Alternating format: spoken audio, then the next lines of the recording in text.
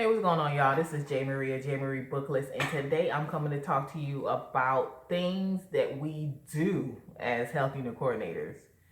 So, like I said before in the last video, there are some things that we don't do, but if you are a certified CNA slash PCA and you also work as a unit secretary, then there are things that you can do.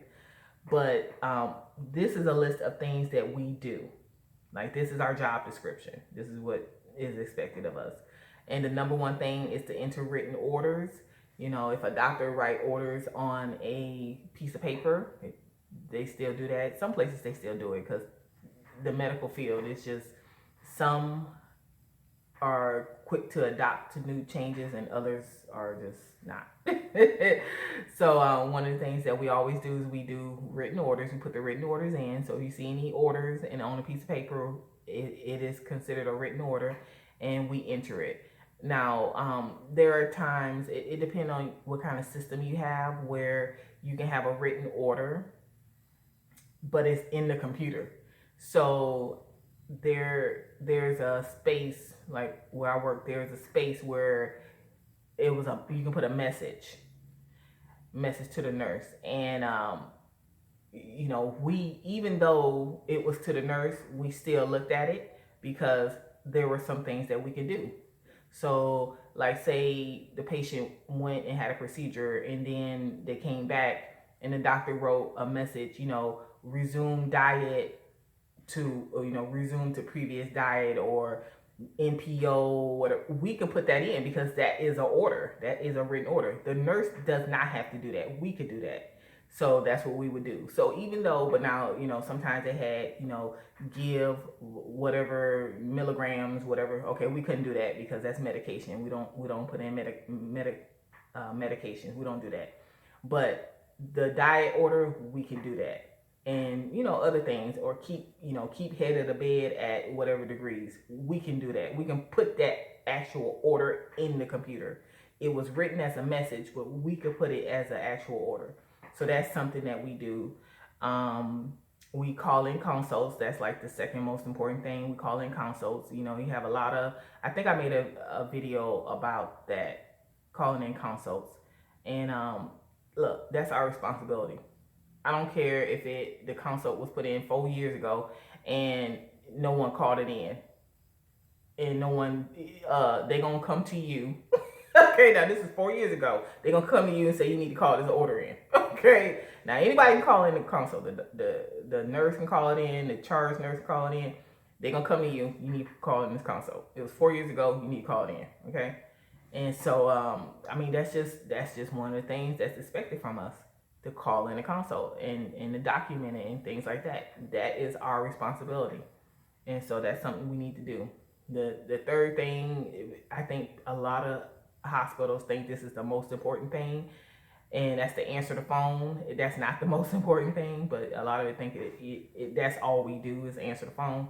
And so, but that's our job, is to answer the phone. I hate going to a unit and, you know, secretaries are answering the phone. Because, like, when I would call a unit, and they would answer, I was like, you know, especially if I didn't know them, you know the secretaries. I'm like, is this the secretary? And they'll be like, no. Okay, I hated that because, like, unless I knew who that nurse was, because the secretary should answer the phone, but other people can't answer the phone. But, like, they can't answer my, look. Okay, well, you need to put the secretary on the phone because I can't talk to you because this ain't gonna be. They'll know what I need, but anybody can answer the phone. But, you know, me personally, when I need it, if I'm calling another unit, I need something, I need to talk to the other secretary. And so, you know, a lot of the times they didn't have a secretary, or if they did, the secretary was wherever, and they just, like, the other ICU, they were so used to the nurses answering the phone. Like, I don't even think the secretary answered the phone because the nurses just always did. Why, I don't know, because they always had a secretary. But because when I floated down there, I was like, can I forward the calls, because it was like 2 units, but they were together. Like, one was here, one was here, but it was 1 unit, but it was like 2 separate nurses stationed. I said, can I forward the calls to where I'm sitting at, So, and they was like, no. I was like, okay, whatever. Then you can answer them phones. So I think that's why they answer. I'm like, just forward the calls so I can get the calls. I can get all the calls. They were like, no. Okay, whatever. Y'all can answer calls and don't be bothering me then. So I think it's weird how that unit was set up. Cause I actually wanted to answer all the calls because I didn't know what was going on, but they were like, no. It was just weird. It was just weird how they were set up. But we do answer the phones. That is what they think we do. That's all we do. But we know we do more. We answer call lights. Now anybody can answer call lights, but we do get up and it depends on your unit. Most units have the where you can pick up the phone and see what the patient needs, and then you can call whoever needs to go in there. So that's one of the things we do. I know where I worked. We had a call light, but in the ICU I worked on, we had a call light, but we never answered it. We would just get up and go to the room because the ICU unit wasn't that big, and so I would just go and go in there, turn off the call light, and see what the patient needed, and then get the nurse because we didn't have any CNAs. It was just the secretary and the nurses, and so it was what it was. Now, if I could help them, I would. Like, there are some things that you can't do, but there are some things you can. And so if I could help them, I would. But if I couldn't, like they got to go to the bedpan. Oh, okay, hold on, I'll go get your nurse. Because yeah, no, not me. But another thing we do is we request trays for patients and visitors and things like that. Say they didn't get their diet order, what they ordered for dinner, we would request that. So, that's something we can do.